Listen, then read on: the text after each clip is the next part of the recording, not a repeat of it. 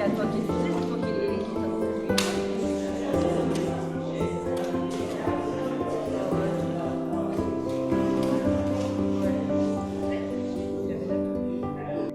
Je vous propose d'entrer dans ce texte de une des paraboles des figuiers. Il y en a pas tant que ça, des paraboles de figuier. Par contre, le figuier, on le retrouve un peu partout dans la Bible. Et comme on l'a déjà entendu la dernière fois que je suis venue et qu'on était sur une autre parabole du figuier,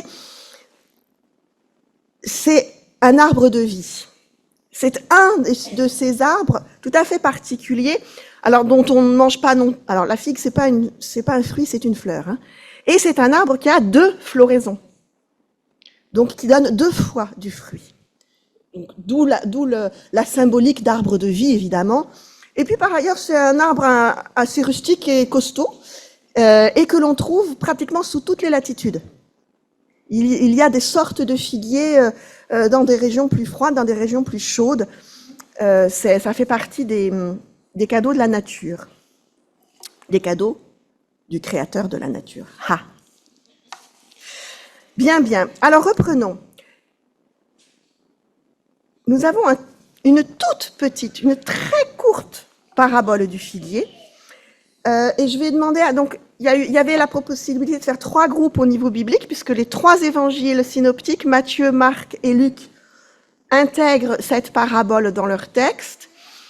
Mais il y a eu finalement que 2 groupes. Donc, je vais demander à une personne de chaque groupe de venir ici, nous partager ce qu'ils ont discuté. Et je vous fais, pendant que les gens viennent, au micro,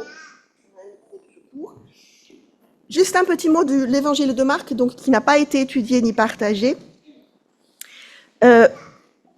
Dans l'évangile de Matthieu, la scène se passe sur le mont des Oliviers. Et il y a seulement Jésus et les disciples. Avec une question, avec ensuite quelque chose qui ressemble à une prophétie. Et puis, le texte de Matthieu, que je vous lis, comprenez bien la comparaison avec le figuier. Quand les branches deviennent tendres, quand ses feuilles poussent, vous le savez, la nouvelle saison est bientôt là. Et son interprétation, de la même façon, quand vous verrez tout cela, puisqu'il y a eu des signes qui étaient expliqués avant, vous devez le savoir, le Fils de l'homme sera bientôt là, il est à votre porte. Je vous le dis, c'est la vérité, quand cela arrivera, les gens d'aujourd'hui ne seront pas tous morts, le ciel et la terre disparaîtront, mes paroles ne disparaîtront jamais.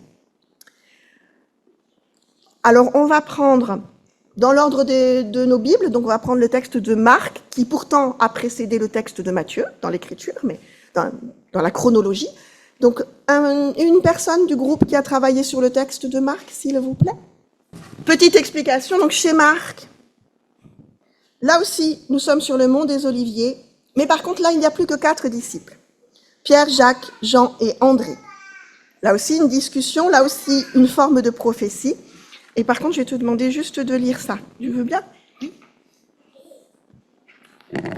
Comprenez bien la comparaison avec le figuier. Quand ses branches deviennent tendres, quand ses feuilles poussent, vous le savez, la nouvelle saison est bientôt là. De la même façon, quand vous verrez ces choses arriver, vous devez le savoir. Le Fils de l'homme sera bientôt là. Il est à votre porte. Je vous le dis, c'est la vérité. Quand cela arrivera, les gens d'aujourd'hui ne seront pas tous morts. Le ciel et la terre disparaîtront, mais mes paroles ne disparaîtront jamais. Quels sont les conseils, les commandements, les indications données par Jésus? Notez les verbes, l'impératif, les expressions de devoir. Et en fait, ce qui nous a marqué, c'est qu'il dit à plusieurs reprises, alors il dit « restez éveillés », il dit à plein d'endroits, attends, parce que j'ai pas souligné, faites attention, ne dormez pas, vous ne savez pas quand ce moment viendra, donc il y a une incertitude très forte, et restez donc encore éveillés. Et après, ce qui a été intéressant, c'est que quelqu'un du groupe a remis ce texte dans le contexte historique. Et en fait, quand on parlait des faux prophètes, quand ça a été écrit, je crois, je sais plus, je crois que c'est 40 ans après Alors remarque que la mort de c'est Jésus. le plus ancien évangile qui est daté généralement des années 80 dans son écriture. 80. Un petit peu D'accord. après la destruction Ah oui. du temple, mais relativement tôt après. Donc il y avait encore des gens vivants qui pouvaient parler de leur rencontre.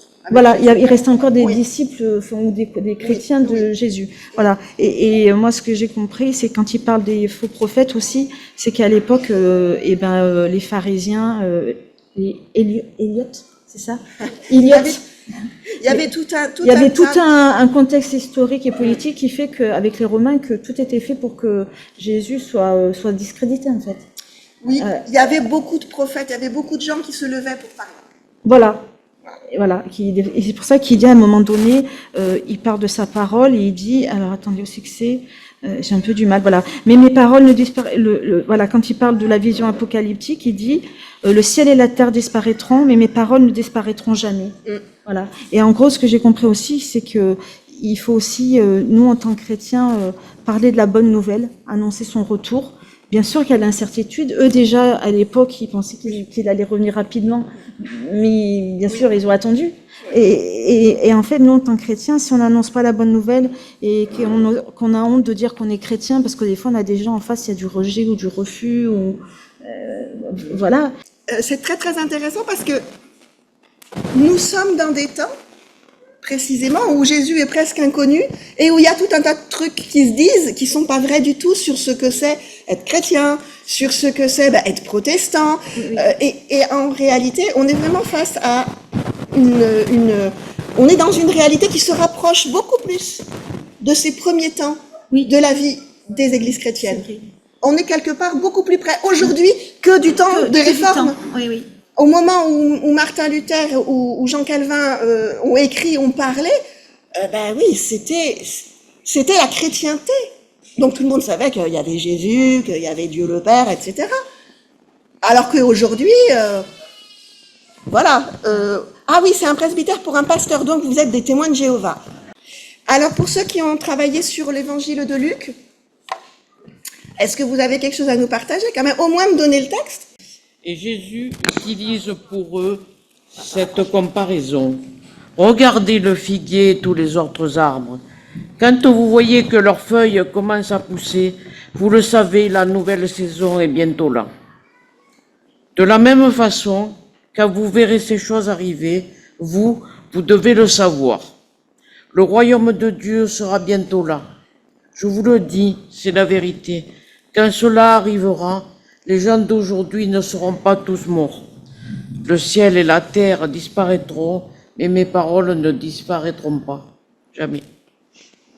Alors vous avez bien entendu, cette partie en réalité, elle est commune aux trois évangiles. Ce petit texte avec la parabole et son explication, c'est pratiquement mot à mot exactement les mêmes dans les trois évangiles. On va prendre le temps de regarder l'illustration. Vous voyez, je veux prendre mon petit texte. Alors j'ai pris le texte de Marc, mais c'est pratiquement le même pour chacun. Vous avez le mont des Oliviers. Et puis Jésus.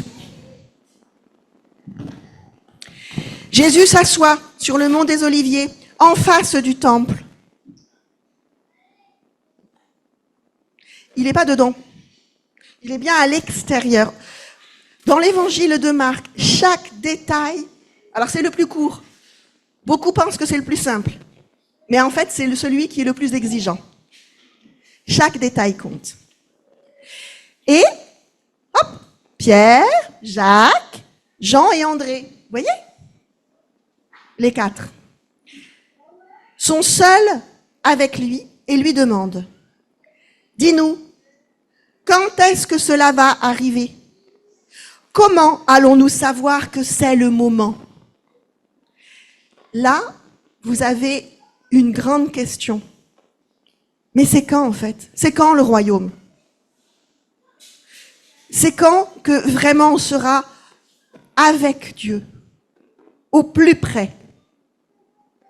Il y a une réelle inquiétude et il y a une vraie question, et c'est une question qui est toujours valable. C'est quand?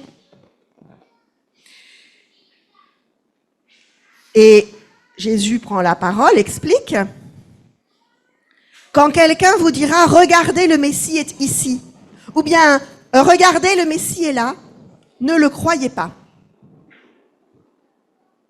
Donc Jésus lui-même nous dit de ne pas croire. Quand quelqu'un nous dit « Le Messie, il est ici » ou « il est là ». Autrement dit, le Messie n'est pas dans un lieu précis. Dans ce texte.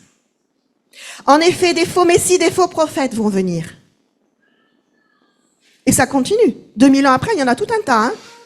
Je ne sais pas si... moi, j'ai regardé une émission sur Trump récemment, mais oui, il se prend pour le Messie. Hein. C'est impressionnant. Il le dit lui-même. Il le dit.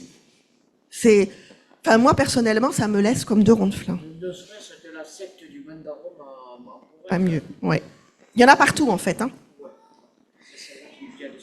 Et l'enseignement, ils feront des choses étonnantes et des miracles pour tromper, si possible, même ceux que Dieu a choisis.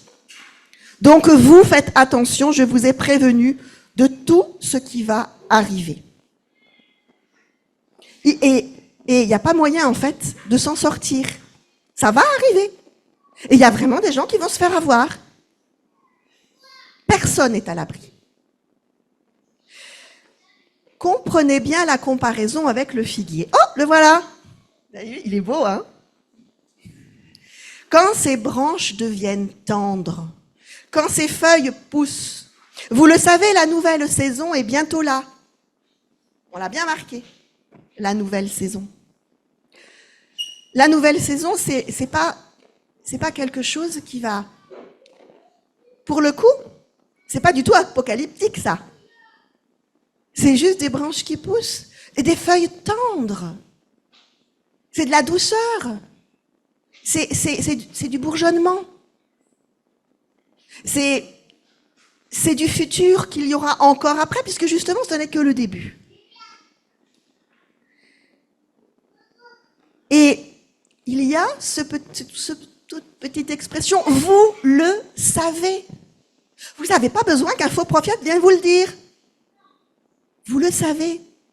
Vous êtes tout à fait capable de savoir que le royaume de Dieu est là dans vos vies.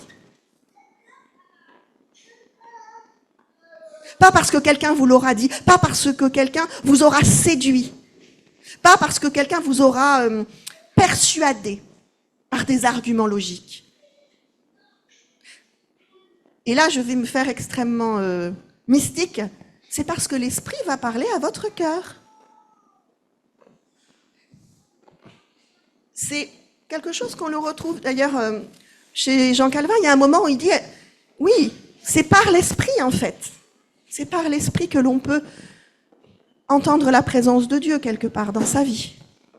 Et pas autrement. C'est pas la pure raison. C'est pas la pure émotion.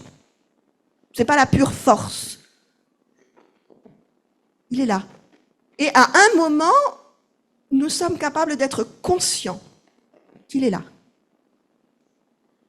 Après toute la difficulté, mais qu'est-ce que j'en fais, moi? Il est là, mais je ne sais pas quoi faire avec lui. Mais pourtant, il y a bien une force qui m'est donnée, une paix que je pourrais toujours retrouver quand ça va bouger dans tous les sens et que j'aurai besoin d'un peu de paix. Me rappeler que j'ai pu vivre un temps de paix avec la présence de Dieu. Je pense qu'il y a des gens qui ont pu l'expérimenter dans des moments extrêmement difficiles. Alors moi, je pense à Eti Ilsoum, bien sûr, mais que croyez-vous qu'il se passe en ce moment sous les bombes en Ukraine ou dans la bande de Gaza? Comment être en paix quand ça explose de tous les côtés? Et puis voilà, il y a une interprétation à cette comparaison, de la même façon quand vous verrez ces choses arriver. Alors, ces choses, est-ce que c'est juste la comparaison du figuier? Les feuilles tendres? Les bourgeons? Ou est-ce que c'est les éléments un peu prophétiques qui sont dits avant? En réalité, là, pour le coup, c'est au lecteur, à l'auditeur de faire le travail. Savoir qu'est-ce qu'il veut écouter. Qu'est-ce qui a du sens? Qu'est-ce qui lui parle?